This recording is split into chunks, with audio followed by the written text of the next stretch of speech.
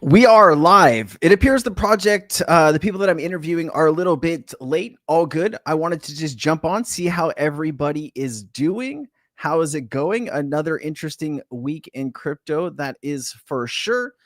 Let's go ahead and just take a look at what's going on currently in the crypto market. What I wanted to do today is interview the team from QUAI, and then I wanted to get into some news and information. Since they're a little bit late and falling behind, let's go ahead and just better understand what's happening currently in the crypto market. So just taking a look here at Bitcoin, looks like things are cooling off just a bit. Bitcoin's down 2.83% last 7 days. So we've had this kind of, we've hit this top here about $112,000, kind of come back down here to 105. It's been consolidating. I would imagine, depending on financial news, like what's going on with, the US and other countries, that, Bitcoin is still going to do well over the next six to 8 months, give or take. A lot of people believe the market should be good to the end of the year. Some people believe that, the market is already going to be heading down for a bear market. And some people believe we're in a super cycle. So very difficult to really assess where we are. Personally, I think, we're still in these 4-year cycles, and we will see part of that play out here towards the end of the year. Let's go ahead and just take a look at what's going on with Ethereum, USDT. Obviously, a lot of money in Tether here, 153 billion. Ethereum's actually looking pretty good here. I've seen a lot of posts about people looking to start stacking Ethereum, and sitting at $2,600 here. A lot of people believe Ethereum could go between like $5,000 to $10,000. Richard, how's it going? Sabrina, great to see you. LAX, Eric Holden, great to see everybody. XRP Academy. We're waiting on the guest. They're supposed to be here. I don't know what's going on, but they said they're going to be a few minutes late. Let's let that play out. I did want to show you some things cool here. XRP seems to be down about 2.17%, up about 4.69% the last 30 days. In the last 7 days, we're just down about 2.17. Last 24 hours, though, we're actually up about 2.81%. And I think we saw the dip when a lot of people showed up to XRP Las Vegas, right? You had about 1,200 people there, and had a lot of influencers, a lot of people that are heavily invested into XRP that are probably buying more XRP. And when you put all of those people in one place and they're kind of busy, not paying attention to the market because they're watching and participating, that is, that could pose some challenges for XRP. And I think that's what we saw play out the last 5 or 6 days. Hey, Sabrina, good to see you. Good to see you. Richard, always a pleasure. Lloyd, what's up, Lloyd? Great to see you, Lloyd. I love your PFP there, man. Looking really good. All right, let's keep going here. I'm hoping these people show up. All right, let's this appears to be a growing problem in the crypto space. Actually, this was even shared by somebody in my community, and then I took a look at this and I was doing a little bit extra due diligence on this, and I was like, this doesn't seem right? And so, all right, I think we actually just had the person jump in. Let me see here. We did. All right, I'm going to add Jonathan here to the screen, and we will start talking about QUAI. Jonathan. Hey guys. Oh, you know what? Let me just change one thing here. I don't know. Hold on one second.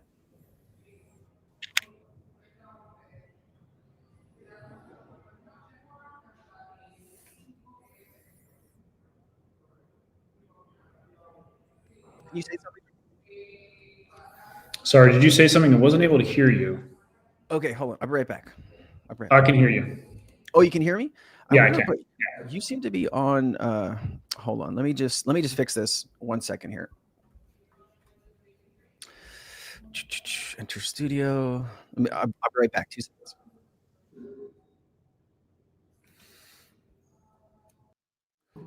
Okay.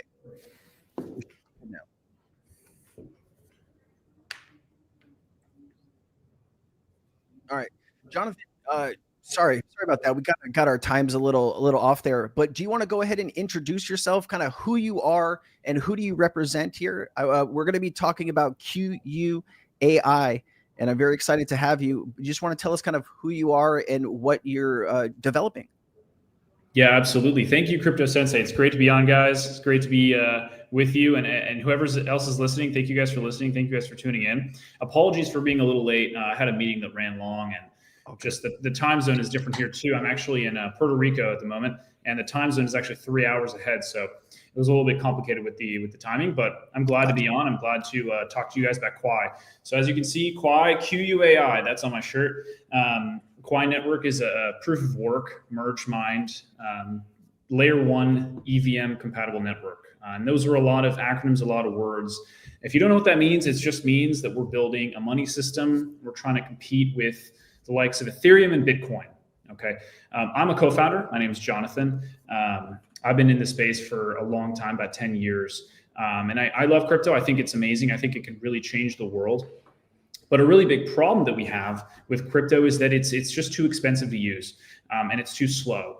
And so a lot of the times when you're trying to do things on let's say Ethereum, you're going to end up spending potentially $100 for a transaction, and that happened a lot when I was first getting into decentralized finance and smart contracts. I ended up having to spend a lot of money when I was using Ethereum because that's all that was available, right? Yeah. Back in 2017, in the very beginning, the only thing that was available was Ethereum. And unfortunately, that just wasn't cutting it. It really wasn't. I was a proud proponent of CryptoKitties, and all those other things, the ICOs. I was doing all that stuff. And I ended up losing a whole bunch of money, not just in fees, but also in real money because of those ICOs all went to zero because they were all building things that nobody ended up using, or they never built them at all, But that was a fun time. But I think what I realized really is that we need a better system of money, right? And it's not just, Bitcoin, it's not just Lightning Network. We need a money system that can support the kinds of decentralized financial applications that are going to be coming in the future, right? So think of things that you use at a day-to-day basis that people without banks might not be able to use. So let's say like lending and borrowing, right? Buying stocks, securities, perpetuals, assets, right? You can invest in assets as an American, maybe. You can buy NVIDIA stock and be part of NVIDIA, but in other countries, people can't do that. In a lot of countries around the world, in fact, people don't have access to borrowing and lending. They don't have access to basic banking. And so when you're building a financial system, you have to build it for those people as well as yourself. So what we're trying to do is not build just something that Bitcoin built, that is a store of value. We really want to build a money system. And that's what Quai Network is. It's a decentralized money system that is separate from the state, that has privacy features built in, that supports the kind of smart contracts you're going to need for the future of finance. And I'm so proud to be, a co-founder of such an amazing, intriguing project, but it was a lot of work to get here. We've been building this for 6 or 7 years now. Wow. Yeah, we started in 2018 as a research project at the University of Texas. And that was a long time coming, honestly. In 2020, we published a first research paper about the protocol. The protocol at the time was called block reduce. And basically it was a way to build a sharded blockchain network in a decentralized way and an incentive compatible way, so that you can basically have an infinitely expanding series of blockchains. As long as there are miners to mine them, you'll have infinite sharding effectively in a decentralized way. That means that miners who are mining the network all come to consensus on every transaction eventually. It takes time for that to happen. Right now, there's only one shard, so all this stuff that I'm saying is not necessarily relevant at the moment. But when we scale to 255,000 transactions per second, which is our theoretical limit, that is the theoretical limit, which encompasses all of finance, really. Once we hit that limit, we're going to have miners all around the world, and they're all going to be mining different parts of the blockchain, the whole network, that is. They're going to be mining individual blockchains that are comprise this kind of network of chains. And eventually, every miner actually comes to consensus on everything that happens in the blockchain, which is really cool about Quai Network, is that although you're only mining a certain slice, a certain subset of the network, eventually everybody comes into consensus. And that does take time, right? So for example, if I wanted to send a transaction from a shard or a chain that exists in North America to, let's say, China, right, or Asia. That transaction would take time, just like a wire transfer nowadays takes some time. Now, obviously, it would be a lot faster than a wire transfer, but that's just something that you have to consider when you're building these very large systems. Is that sometimes things do take time. Yeah. When you're trying to do a basic transaction on Quai Network now, it's done in 5 seconds. That's the maximum amount of time you have to wait. When we end up having these massive, sharded applications, this massive network that scales 200,000 transactions per second, you're actually going to see people in different geographical parts of the world using a chain that is kind of focused on their geography. And that's how we're actually able to achieve scale, is because miners who are geographically close have lower latency and higher bandwidth amongst each other. And when that happens, when miners are geographically close, they can actually produce blocks with more transactions faster. And that allows us to scale. So what you'll see is you're going to use a blockchain that is mostly for the people in your geographic area.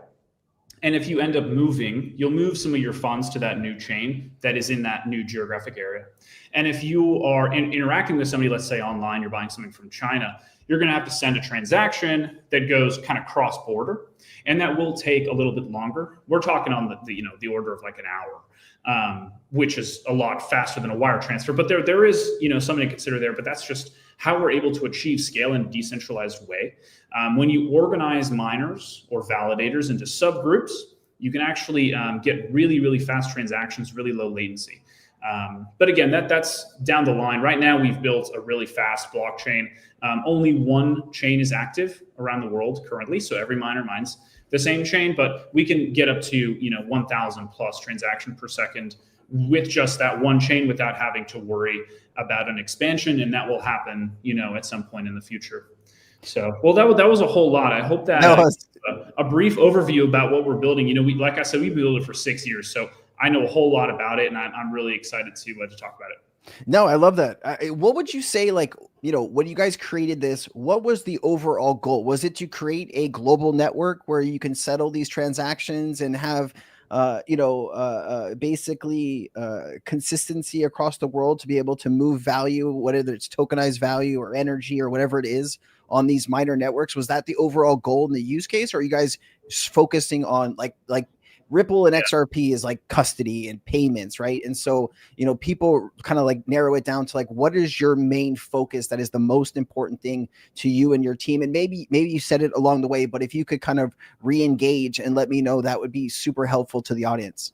Yeah, absolutely. So originally we were a research project, right? Yeah. Originally we were like, well, there's this problem in blockchains, which is everything's too expensive, everything's too slow. How do we fix that in a decentralized way? And by the way, decentralized just means that anybody can participate in the network, okay? Anybody can validate transactions, anybody can participate in mining. You don't need to hold a certain amount of tokens. You don't need to be, a permissioned individual. You don't need to be part of the foundation. Anybody can participate in consensus. That's what decentralization is, in a nutshell. But that was a research project, and we decided, it can really solve a really big problem, which is banking. Okay, so people around the world that don't have banking, they can't really use money. Okay, people in Venezuela, people in Turkey, people in Nigeria, people in other third world countries. You're going to see those people with this need. A lot of people with that need. And that is it's payments, right? It's payments, but it's also any kind of financial transaction that you need that a bank would provide that you wouldn't get without a bank account. Okay, so that can include borrowing and lending. That can include buying tokenized assets like securities. But at a very, very, very basic level, it's payments. Okay, being able to give somebody value in a trustless way without anybody's permission. Okay, so I don't have to go to the bank. I don't have to go to the government. I don't have to go to a credit card processor to accept payments or to send payments. That's the idea, right? But we need to do that in a decentralized way. So I'll let you ask. The miners. So talk to us about how someone becomes a miner, right? Because you're building out this scalability to 255,000 transactions a second, right? Probably today it's a lot less because you are building out your network. You guys just launched, several months ago. And so talk to us about how someone, participates in the QUAI ecosystem? Is that something where they reach out to the team, or do they have to have a certain amount of tokens or software or hardware? Explain that, because I know there's a lot of people that are interested in supporting blockchains, and that's a good way for people to earn passive income and things like that. So maybe can you talk to us a little bit about how you become a miner, and if if it's worth to become a miner to support the QUAI ecosystem? Yeah, absolutely. That's a great question. So in order to mine Quai, you need a GPU. That's a graphics card. Anybody with a GPU or graphics card can mine Quai. They do have to run, a mining software on their computer. I think we recently or are very close to announcing support for Windows, which most people with a GPU are running Windows. So most miners right now who are using graphics cards are using Linux. Actually, it's called Hive OS. It's like an operating system specifically for miners.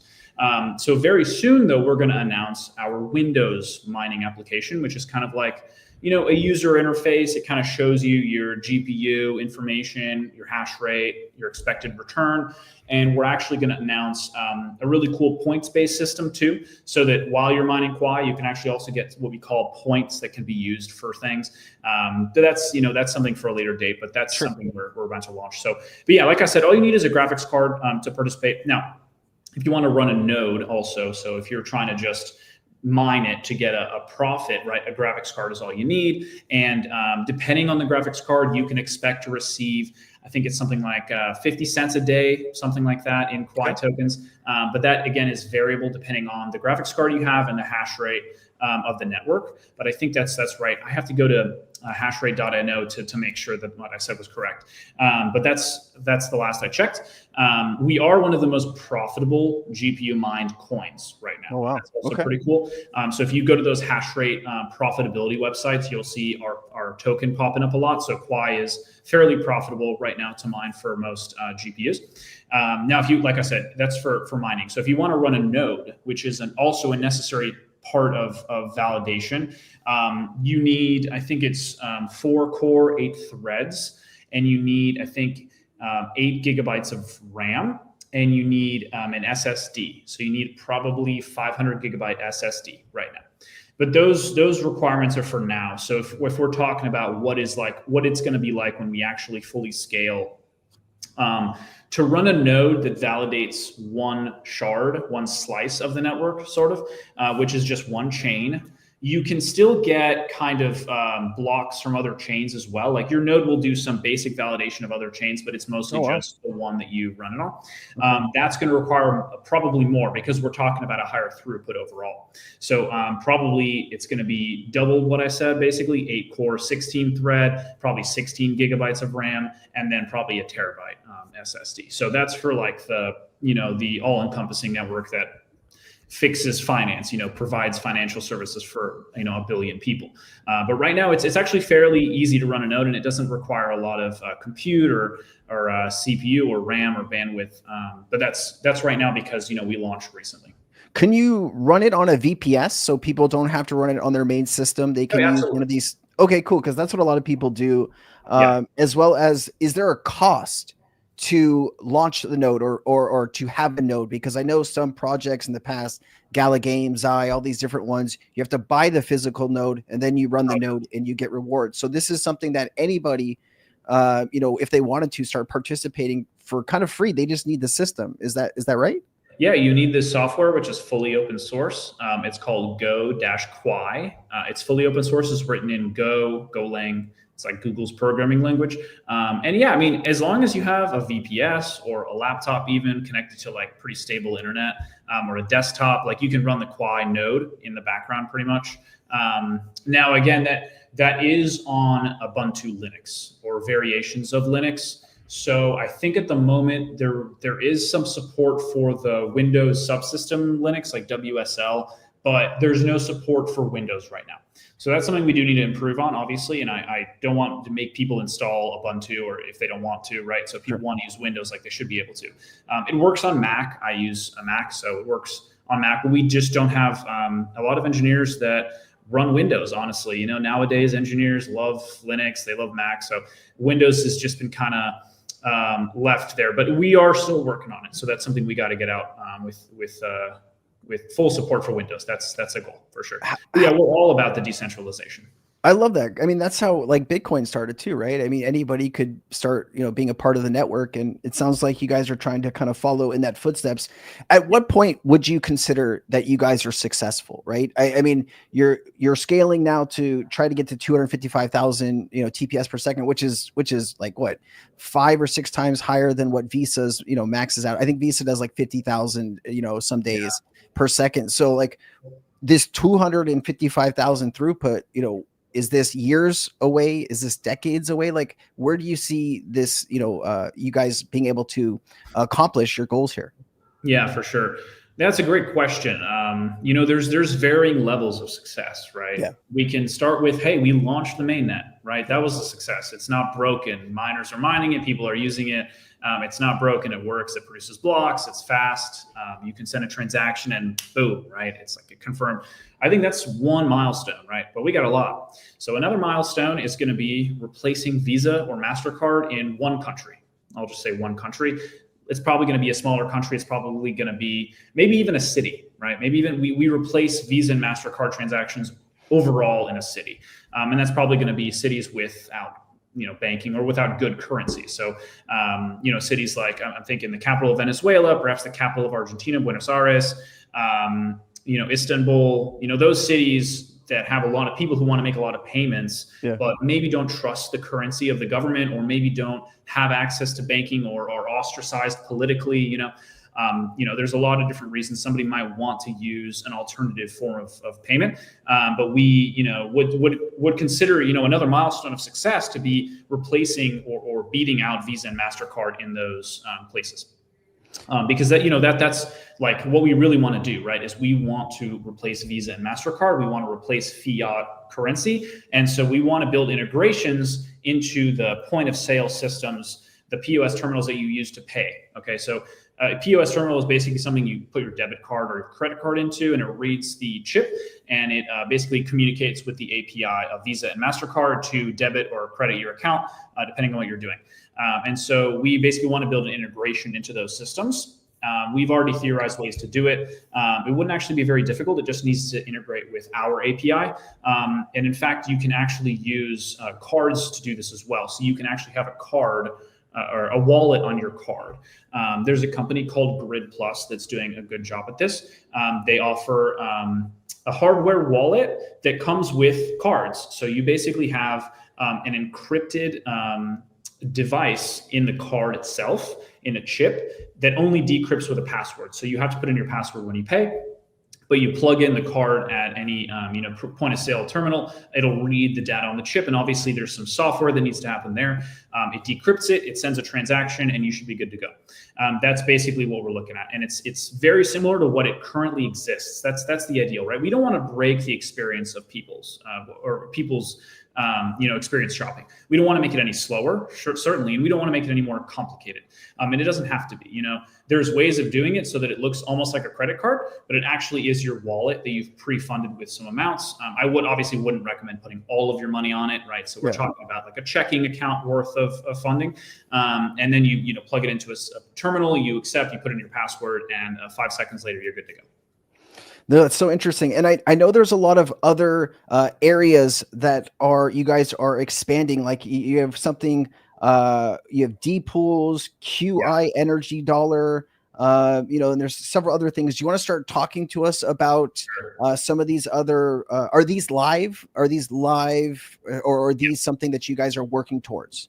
Yeah. So, everything I would say at the moment is in some form of work. Like nothing, I wouldn't say anything is perfect. I mean, you can send a transaction on the blockchain, it confirms in 5 seconds. That's pretty perfect in my opinion. But there's always, ways of making the wallet better, right? We're launching a mobile wallet as well. So you can do the same thing on your phone. So all of these things are in certain stages of development. The one that's probably the most, forward or the fastest in terms of development is obviously the blockchain itself, because we've completed that. And so there are other things we're working on, right? So QUI or QI, like you said, it's actually pronounced QUI, and it is an energy dollar, basically a stable coin that derives its value from an energy input into the system. Okay, so as a miner, you actually choose whether you want to mine Quai which is our native token, our gas token, or you want to mine QUI, QI, and that is our native stablecoin. Now, I shouldn't call it a stablecoin because I can't guarantee it's going to be worth $1 forever. Sure. It derives its value from the energy input, and we basically are able to measure how much energy was input from a miner's GPU into building a block or mining the chain. And basically, you are given chi in proportion to the energy input, such that overall we expect chi to be about $1. Okay, so chi should cost about $1 to create. In some places, some places in the world, it might be less than $1, so it would be profitable. And in some places, it would be more than $1 to produce it, so it would be unprofitable in those places. So they would mine Quai instead.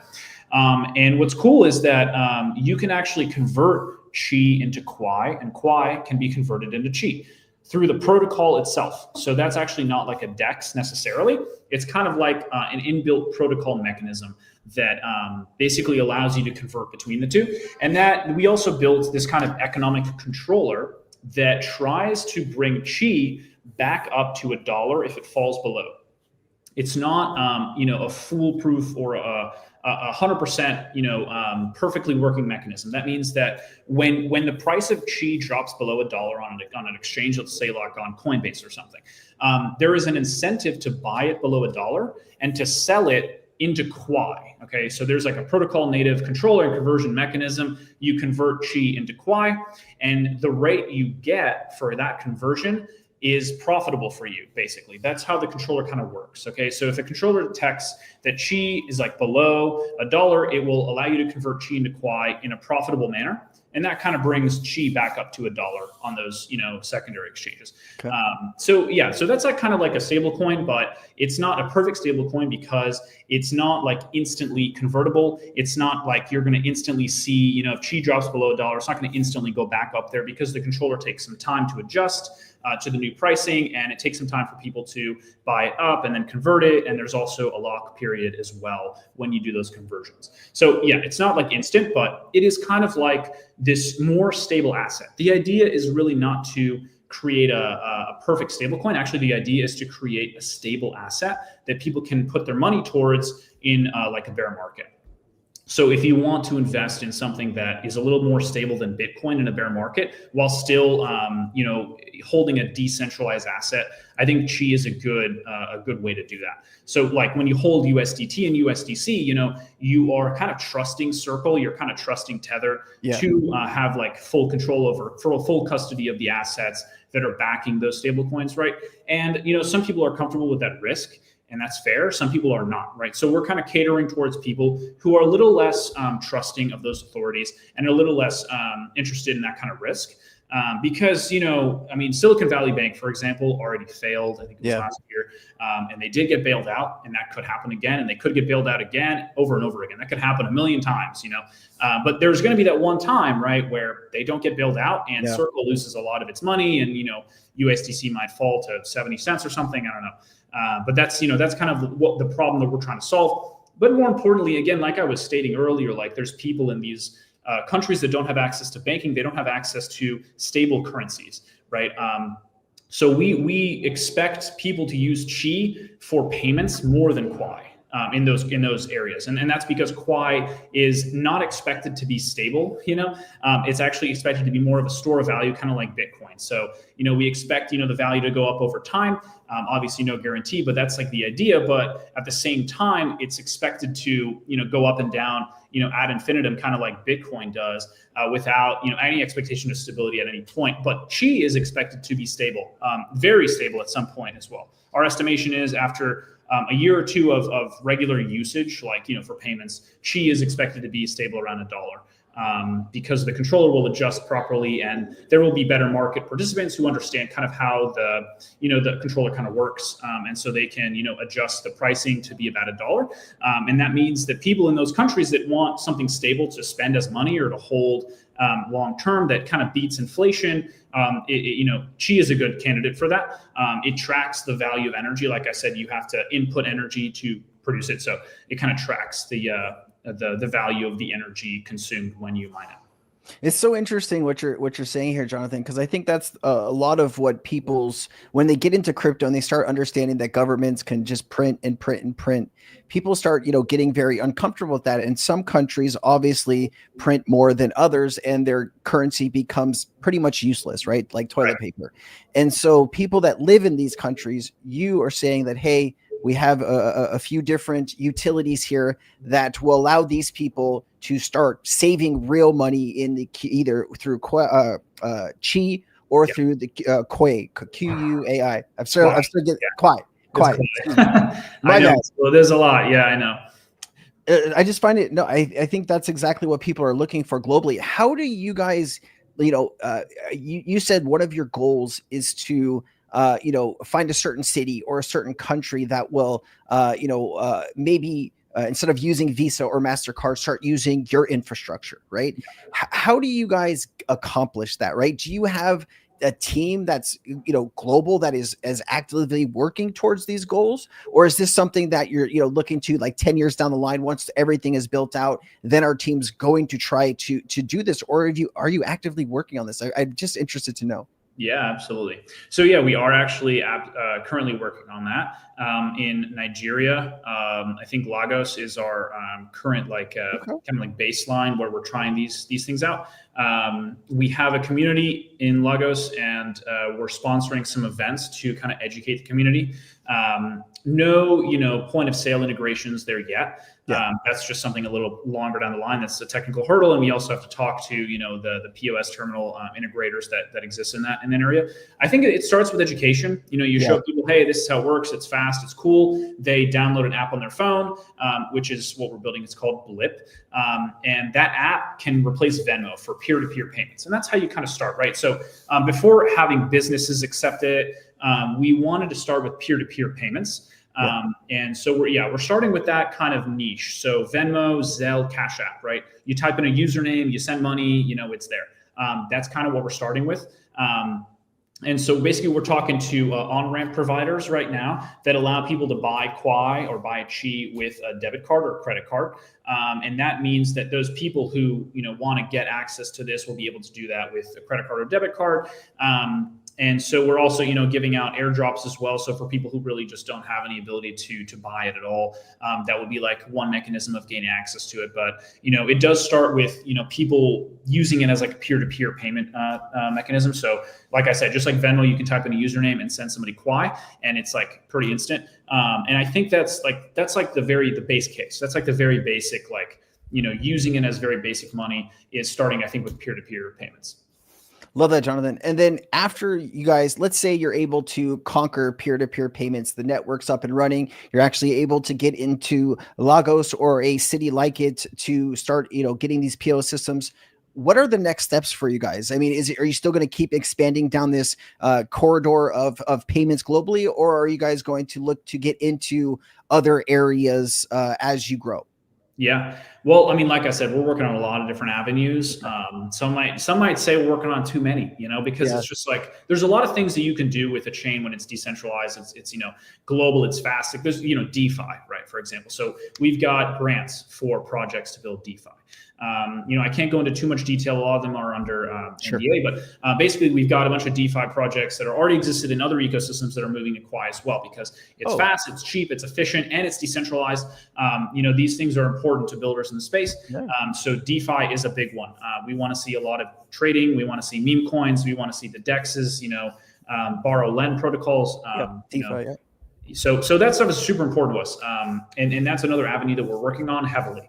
And again, there's other things. So we've built a browser extension called Kipper. Okay. Kipper is a tipping utility for Twitter, or X, I guess I should say. I call it Twitter too. It's okay. I know. I mean, I call it both, but basically it's a browser extension you install in Chrome. Right now it's only available on desktop. And when you go to X or Twitter, all of the posts have a little Kipper icon, and you can click that Kipper icon and you can tip them in Quai straight from your wallet. And there's like a whole backend, and the backend will display who's tipping who, how much has been tipped. There's really cool features like a boosted reply. So if you tip somebody on Kipper, your reply to that post actually gets boosted to the top for anybody who has the extension installed. So in the near future, we're going to onboard some creators to it. And those creators, they have an audience, and that audience would love to interact with them, right? Creators always have audience members that are super huge fans and they want to interact with them. So a great way to interact with your creator now is to use Kipper. You can tip their tweet, you can respond, and the creator will see your response. Like, they'll just pop up to the top. And they get, 100%. Instead of, Twitter has, or X has its own monetization program, but they take a lot in terms of fees. Like, for Quai, we won't take any fees. We're building a Solana integration as well. So you can tip with actually Solana, not even using our own chain. We're just trying to do this to onboard users into the ecosystem. But the idea basically is that you can tip your creator in meme coins on Solana. You can tip them in regular Solana. And that'll kind of boost your replies up to the top for creators who, have the extension installed. And so that brings kind of value to the creator because they're getting, money. And that brings value to the audience because they're getting exposure to the creator. And the creator can respond to the boosted reply and stuff and like it, and there's a lot of really cool things you can do with that, right? You can go into the main Twitter feed and you can basically have certain, tweets that are really heavily tipped pop up to the top, right? If a tweet is getting a lot of attention, getting a lot of tips, we can just boost that to the top of everybody's feeds who have the extension installed, for example. And so, that's another initiative we're working on because we want to make sure that, people realize what they can do with Quai. They have the ability to use Quai in an easy way, which is just, sending tips to tweets that they like. And we're going to, allow people to do that with Solana soon too. That's a great way to get community and people in general to engage and start using your products. We did have a great question from the audience. Richard might not have been here the whole time. So he said, aside from ETH, are you guys compatible with other chains? Can you just kind of go over that really quickly so we can just answer that for Richard? Yeah, sure. So right now, Quai Network is its own layer 1. That means that we produce the chain by itself. Like, the miners mine Quai, they don't mine Ethereum, or they don't produce blocks for Ethereum. There is the ability to bridge. That is still, unfortunately, not available right now. Okay. Our bridge provider is still integrating, but soon you'll be able to bridge from Ethereum and other chains into Quai and vice versa. Again, a lot of things are in flight because we're fairly new to the, we're only 3 months old, so we're fairly new, but we are getting all those things done. So soon, yes, you'll be able to bridge to Ethereum, and we'll let you know when that's available. Richard, it's a whole ecosystem that they're building out. It's kind of like a Sui or a Solana just in the early days, if that is a good answer for you. Security is always top of mind for investors and people that are participating in the crypto space. How do you keep people safe? Are you guys having conversations about that? We see all these, exchanges or liquidity providers getting hacked or rugs and things like that. So, this is part of the environment we're in. What are you guys doing to keep your community safe? Yeah. Well, we always recommend people store their own keys, store their own tokens on their own devices. We're working with a third-party hardware wallet provider for an integration. Unfortunately, I can't name the name right now, but we are working on getting Quai into a hardware wallet so you can keep your own keys, safe. What's cool about our Pelagus wallet, which is kind of like an alternative to MetaMask because it's the kind of the wallet that everybody uses that allows you to interact with dApps on Quai. It's very similar to MetaMask, but it's kind of like a fork. So Pelagus actually shows you what you're doing when you sign it. So a lot of the times, when you click something on, let's say, MetaMask, it doesn't always know what's going on.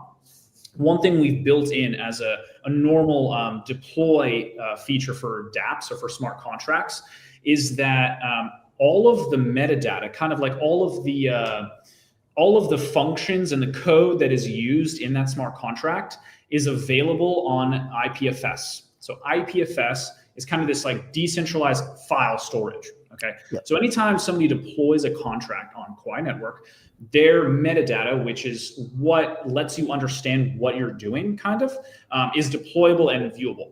So the wallet itself actually downloads this data from IPFS. Whenever you interact with a contract on Quai, it'll tell you what you're doing.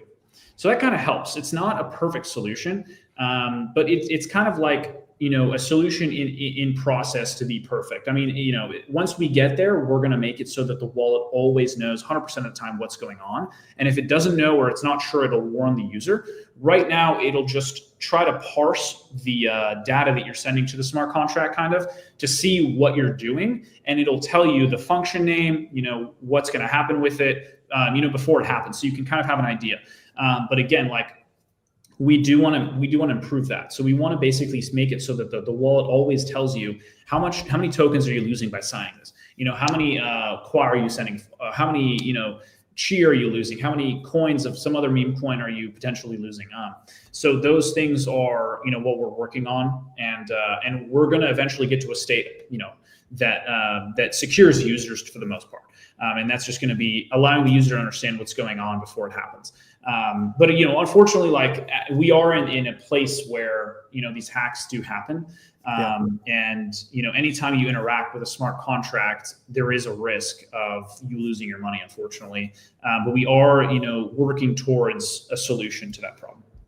And this is a little off topic, but this is kind of speaking to the larger problem of the crypto right now. As a founder, are you using your position and your voice to work with regulators and trying to move forward? Because people, when they get scammed right now in today's market, they really don't have anyone that they can go to, right? You can call the police, but you don't have like a global network or a way to get help. So do you, as a builder in the space, are you actively having conversations with regulators to try to keep the space safe, or anything that you can share on that would be good? And then I'll ask you a few more questions about Quai.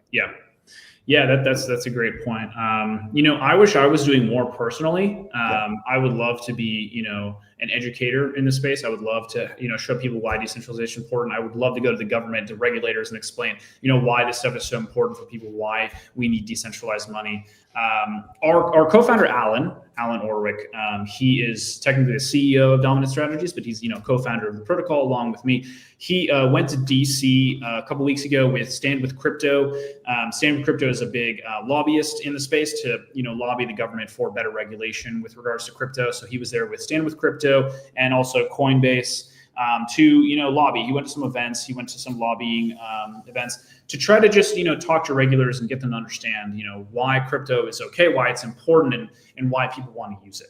And that's something that, we find really important. We are a US-based company. Okay, so Quai Network is built in the US. We're very proudly American.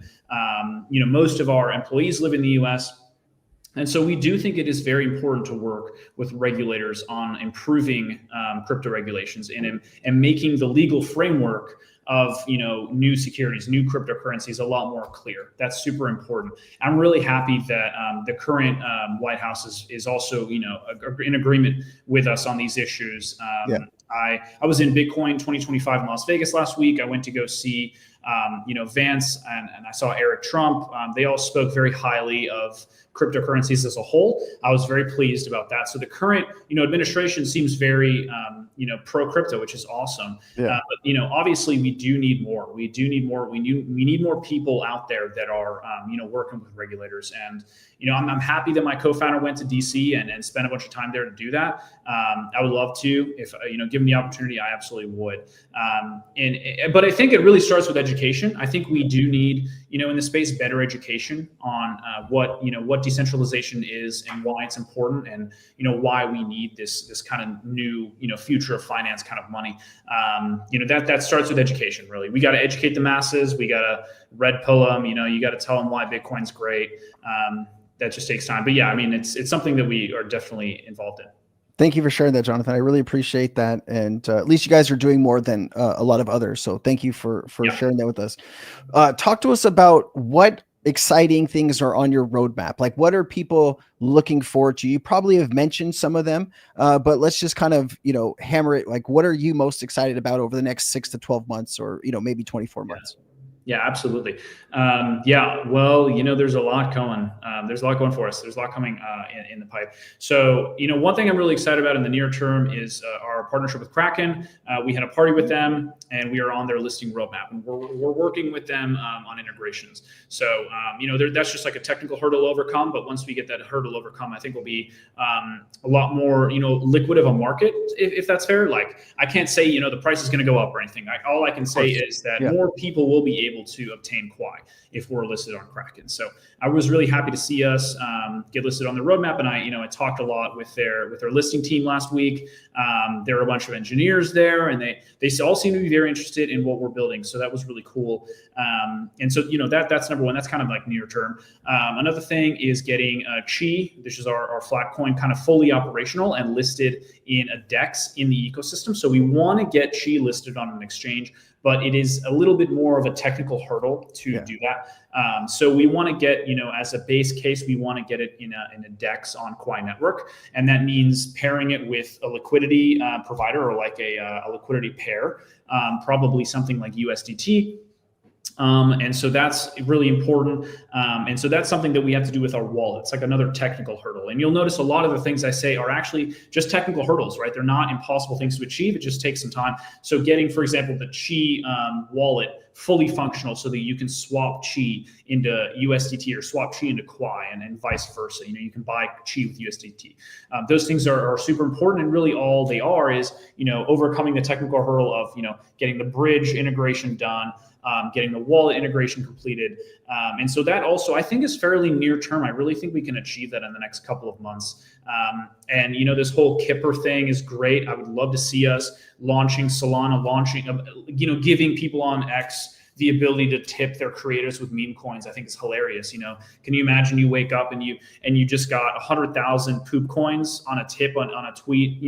I think that would just be great, and it would make the ecosystem so much more friendly, because instead of fighting amongst each other, we would just be like, showing love, just throwing these meme coins at each other. And sometimes if you tip a creator like $1 million in meme coins, it could be $10 million tomorrow. Who knows? Like, it's really fun to see, to think about what could happen with that application.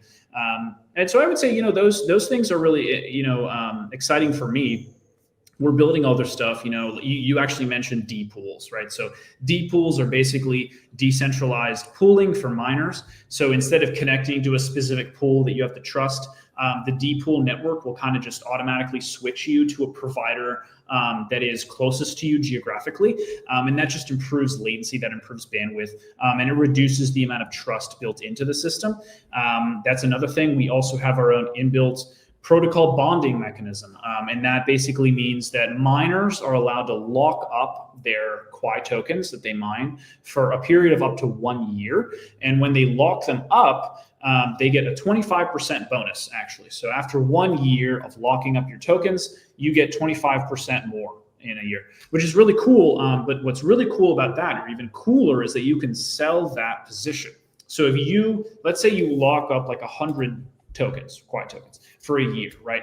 You're going to get 125 in a year, but you can sell that position right now. So you actually don't have to wait the full year. What you could do is sell that position to somebody else, and they hold that position. And when that position, bonds or matures, they would get 125, and you would get maybe 105. I don't know, depending on, how the market operates. So that's another exciting thing that, again, that's built into the protocol. So you'll notice we've built a lot of these cool features actually into the protocol itself, because, it took us many, many years to build it. So while building the protocol, we were thinking about all these things that we could do to improve the economics. And so that's another, really cool thing that we're going to have coming out in the near future. And that's, so all of these things are kind of in the pipe. I think, if we come back to this in a year and we have this conversation again, I think I'll have a lot more exciting news to share rather than a lot of exciting, things in flight. But yeah, we got a lot to be excited about. Jonathan, listen, you are always welcome to come back and give us updates. I did want to ask you, you've been working on this since 2018, right? So there's going to be questions that I don't even know what I should be asking you, right? So if there's something that's super important that we haven't touched on, can you just, now's the time, let us know what that is. Something super important that we haven't touched on. Well, I mean, I just want everybody to know that we're here to build for the long term. I think that's, the most, if you can take away anything from the conversation that you listen to, even if you're watching this at 2x speed, all I want you to take away from this is that, we're here to stay. We're not going anywhere. We're here to build for the long term. All of the things that I talked about are just mechanisms to bring us to a point where we can replace money. We're not going to replace it tomorrow or next week, but we're here to eventually get there, and we're not going to stop until we do. Like I said, we've been building this for years. We're not giving up anytime soon. I think the most important thing to understand about Quai and about the team is that, we're grinders. We're not interested in giving up anytime soon. We're not like a, launch today, rug tomorrow kind of project. You can clip me. We're not going anywhere. We're here for the long term. I love that. And then what I want to do is, if you can just work with me here, I want to bring up my screen. I want to show people where they can find information on Quai. So in the description of this video, I have the Twitter, I have the Discord link, and I think I even have the Telegram link all down in the description, so you don't have to, scramble to go find it. I did want to just show you this. If you're interested in getting some information today as I am talking, you can go to Quai here on Coin Market Cap. You can bring up the website, which I'm going to do right here, and just bring this up here on screen for you. Once you have this on screen, you can filter through all this. This is actually a really cool website. And there's access to, up here is Twitter. You got Discord. The code, there's actually a little hamburger thing that comes down and gives you the documents. Always want to be reading the documents to better understand. You got white papers here, a lot of information, disclaimers, privacy policy. Make sure that you understand all of this before you do anything. And I also just wanted to show you what the Twitter looks like, because I know sometimes scammers create, fake Twitters and things like that. So this is the real Twitter, 317,000 followers. Jonathan, the last word is for you, my friend. Anything else that you would like to share with us before we end here today? I'm open to any questions. If anybody in the community has any questions, sure. Let's do that. Answer them. Let's do that. Let's give the community a few minutes. You guys want to type in any questions? I will ask Jonathan. Let's go ahead, and if we have anything, I know we answered a few of them along the way, but we will give it 60 seconds, see if we can come up with stuff. What I thought was really cool, man, you guys must spent a lot of time on this website. It must have taken you guys some time to develop, because it is super cool, man. Yeah, that was a long-term project as well. We actually didn't design it. We did some work on, putting it together and stuff, but actually the design was from a third-party company that is known for just designing really cool websites. I'm forgetting the name right now, but it was a few years back that we, worked on the design for this. I think it was 2 years ago probably is when we finalized the design. But yeah, we had to work on them a lot on the design, and we wanted to make it look like kind of like a museum, but like a multi-story kind of multi-level museum. Yeah. Which is, in the future, once we succeeded in replacing money, or become successful, at least in some part of the world, you'll have a museum erected intentionally to look like that, which is cool. You'll have like the cool graphics, and you'll be able to go upstairs and downstairs. So that's kind of our idea, to eventually erect kind of a museum like that. You're building up, you're going up as you scroll on this website, as you're developing, which is actually really cool and unique. Listen, Jonathan, I don't think there's you did a great job about answering a lot of the questions I had, and you added a lot of context. Is there anything else you'd like to say? There's not any questions from the community. Oh, how will the upgrade to ETH affect you? It has nothing to do with them, Richard. Remember, so Ethereum, like, picture they are an Ethereum, right? They are Ethereum, 3 or something, or Ethereum 4. It's a whole different. They're their own community. So a lot of people are still learning and growing, and that's why they like to participate. But I do know that there is somebody who asked, if you put 100 in, you get 125 back. I'm assuming the buyer would have to pay 125 and then await the remaining term for 0 extra. Yeah, so that's a good question. So actually, when a miner mines, these bonds, or creates these bonds, and they lock up tokens that expire in, let's say, a year, and they sell it to someone, they actually are not going to sell it to you for 125. They're going to sell it to you for something in between. So you want to hold a bond, right? And that gives you an interest rate, right? So in this case, it would be 25% after a year. You would buy that bond at whatever price you feel is fair. It won't be 125. It'll be way less. It would probably be, if I had to guess, around 105. It depends on how long the bond is to maturity. Bond prices depend on a lot of things. So the U.S. Has its own bonding mechanism, its own treasury, which is where they sell the same thing. They actually sell dollars that are locked, and they unlock at a future date for an interest rate. And so what they do is they use those dollars for government operations, and you get an interest or return when the bond expires. And those rates actually vary day to day. But in our case, you would probably pay, let's say, 105, and the miner would get 105. So they'd get more than what they would have gotten, which is 100, and you get 125 after a year. That's kind of how that would work. We got another question here from Fabian. He says, I'm still processing this. Good to hear, made in the USA. Very important to Fabian. He says, yet what is the overall difference from other cryptocurrency solutions? Sounds late to the game. Appreciate you clarifying. So if you have anything. Yeah, absolutely. So I think, there are a lot of projects out there. Like, I'll be frank with you, there are a lot. It is hard to understand, what the differences are. In our case, what we've built is a decentralized system. That means anybody can participate. You don't need to stake it. You don't need to hold Quai. You actually just need a GPU, which a lot of people already have. So that means that anybody can participate. That makes it a little bit more of a fair system than a lot of other cryptocurrencies. And we've also built our own stable coin or flat coin that allows you to invest your money into something that's a little more stable than a lot of other cryptocurrencies. So a lot of cryptocurrencies go up and down 30% every other day. You'll notice that is the case with Quai, but with our native, flat coin or stable asset called Qi, we actually provide something that's a lot more stable. And, in the near future, you're going to see that on exchanges. So you'll be able to, buy that. And, we'll have updates on that in the future. I think those are the two things that really make us stand out. I could tell you, 200,000 transactions per second, and you'll say, well, there's another coin that says the same thing, right? So maybe that's not something that will really, drive people to think that we're a lot better. But I think, number one is decentralization, meaning anybody can participate. It's a more fair system. And number two is that we've built an asset that will stand the test of time and will become, a very stable asset to be used for payments in the future. I think those two are the most the difference. But I'm glad you like that we're made in the USA. I mean, we are very pro-America, so that's also pretty cool. And then somebody asked this a long time ago, but I think you addressed this with the Kraken possible partnership that's coming, right? Yeah, so that's a great question. Why are we not listed on USX? The answer is because there's regulations, unfortunately. So every single centralized exchange has its own very specific, very long-going listing process. So we were actually talking with Kraken before we even had a mainnet, and that's how long it took. Getting on Coinbase is not easy either. So all of these exchanges we are in talks with, but again, it's all about these regulations. They have to approve us from a regulatory standpoint. Now, I will say, I think the SEC recently came out with really cool guidance that proof of work currencies like Bitcoin are not securities.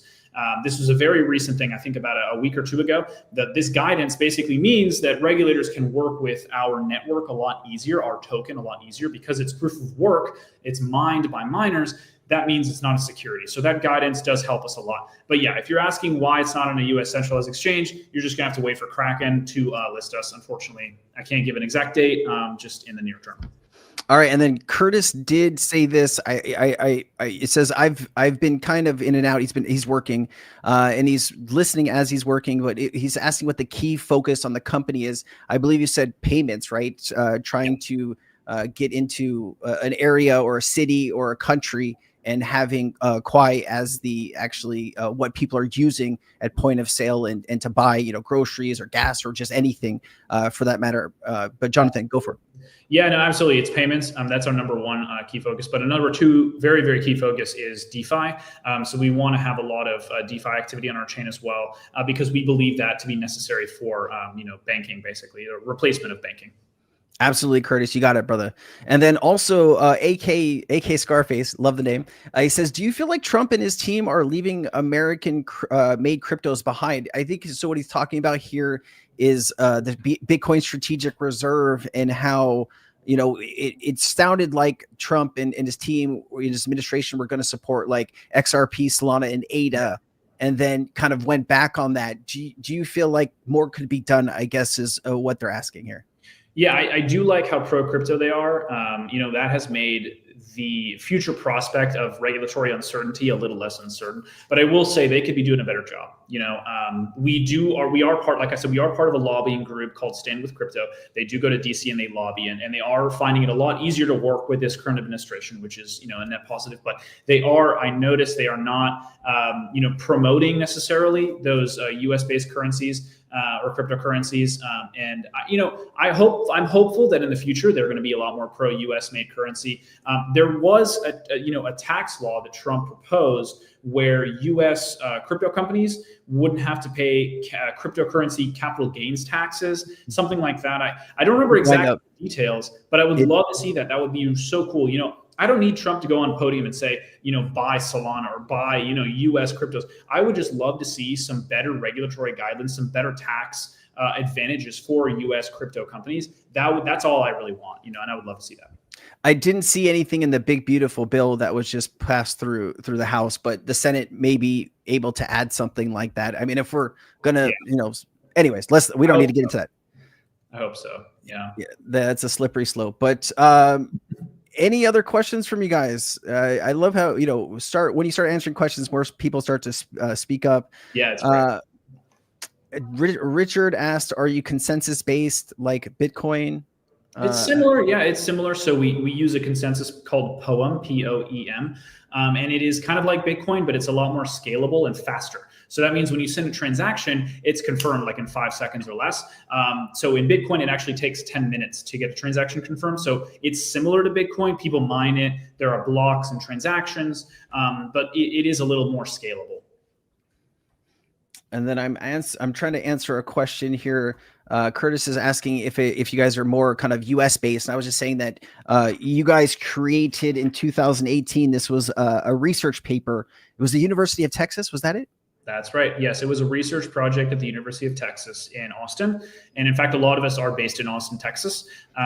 So, I mean, I wouldn't say it's more US focused. Yeah. We are, of course, focused on places that require those kinds of peer-to-peer payment networks more often than in the US. But in the US, we use Cash App, we use Venmo. Like, it would be great to replace Cash App and Venmo in the US. Like, that would be an amazing goal as well. And so, our onboarding is primarily in English. So it does target those kind of English-speaking countries primarily. That's just how our marketing is. So we're probably going to start with, English-speaking primarily investors.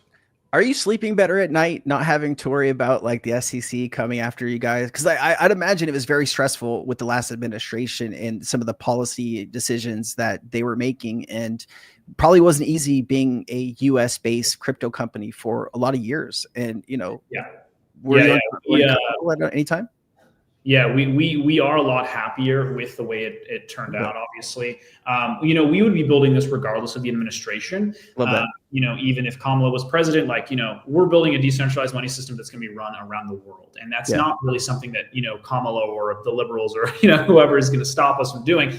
But yes, it definitely is great that we have a pro-crypto administration in the White House. That makes it a lot easier to navigate regulations. We were, setting up our foundation and our corporate vesting structure and all these things in a very careful and explicit light. And we did that intentionally because we want to make sure that it's good to go regardless, So we, paid a lot of money to law firms to help us, understand, how can we, because we had to give a lot of Quai out as an airdrop. So a lot of people are recipients of an airdrop from our test nets, from marketing, from Kaido. We have to give people out a lot of these tokens. So we had to make sure that we can give those tokens out in a way that doesn't compromise us as a company. So that was, we're happy with how it turned out for sure. Better to spend the money today than have to spend it, 10x, a few years from now if something happens. So great to hear that. I don't think there's any other. Let's see here. Lloyd says, rocking out in Sensei's chat, getting the alpha on Quai payments. I love that. Lloyd, you got some good energy, man. I think we're good, Jonathan, unless you had anything else that you want to add. I mean, like I said, you're always welcome to come back and share any updates at any time. It's just considered like an open invitation. But if there's anything else that you wanted to say in final closing, now would be a good time. Yeah, absolutely. Well, I want to thank everybody for listening in. It was great talking to you guys. Good questions. I'm always happy to answer questions. If you guys want more information, I recommend you guys join our Discord. And if you don't mind, just putting our Discord, in the YouTube description or something. Of course, it's already in. I had it in there from the get go, so it's been in there the whole time. So, and then, I'm in the Discord. We got a lot of admins in there too who are always happy to answer questions. Feel free to tag me. My name is Jonathan. I think if you add jonathan.quai, I think that's my username in Discord. I'm always, able to answer questions as long as I'm awake and not asleep. I'll be, in touch. I'm always happy to answer questions. So if you guys have any, questions, there's a lot that we talked about, obviously, and there's, a lot that we could talk about. I could talk about this for even another hour probably, but, like I said, if you guys have any questions, feel free to join. And I want to thank you guys for listening in. Hope you found something useful. I hope you learned something today. And I look forward to educating you guys in the future. I look forward to, getting out there and talking to you guys again in the future, especially once we've got more, updates to share on all of the tech stuff that we talked about. So thank you, Crypto Sensei.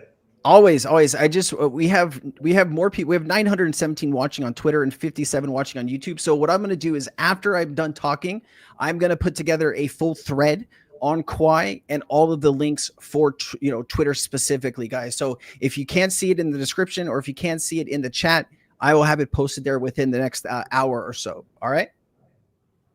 Thank you, Jonathan. Yeah, I appreciate you, man. I hope you have a great rest of your vacation. Sorry to be right in the middle of it, man, but I really appreciate you spending this time helping educate us on Quai. And it sounds like you guys are building something really unique and incredible. And, we wish you all the success in the world. We really do. Thank you, guys. Thank you so much. All right. Aloha. Bye, guys. All right, that was Quai. It's always incredible to interview builders and founders in the space. You're always, getting a very unique perspective into how they see the market and what's important to them and what are their goals and dreams about solving, this global issue of peer-to-peer payments. I love it. If we can make it cheaper, faster, more secure, let's go. I'm all for it. So great to have Jonathan join us for that. And, man, I just love interviewing really interesting people, and Jonathan's definitely a very interesting person. All right, let's go ahead and get into some of this information that is floating around the crypto space. Kate, you're never late, Kate. Great to see you. Val is here. Great to see you, Val.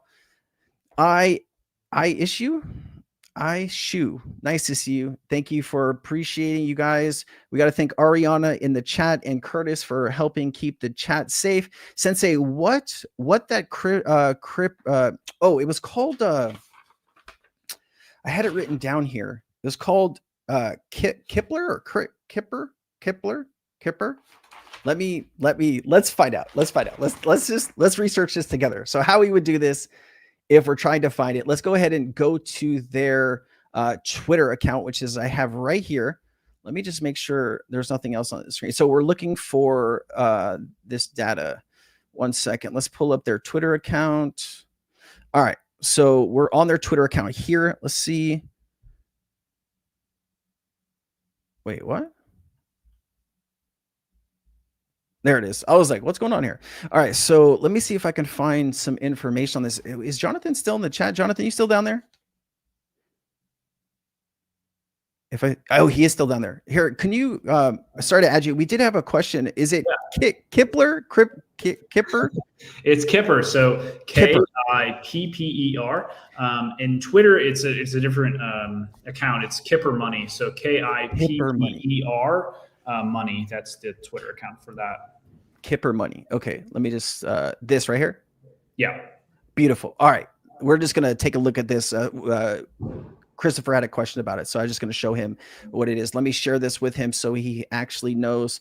Maybe we should start something like this, or you guys can send me meme coins, and hopefully, they'll go to the moon. Oh, absolutely, yeah. We'll be in touch. I mean, once we launch the Solana integration, like right now it's Quai only, so you'll see like everybody's tipping each other Quai. But in the very near future, you'll see this be like Solana, meme coins on Solana, and you can actually download it yourself, and then you'll be able to accept tips from people in whatever meme coin they want to tip you. We can do an XRP integration. Those are all things that can be done. It just depends on where the user base is, right? So, yeah.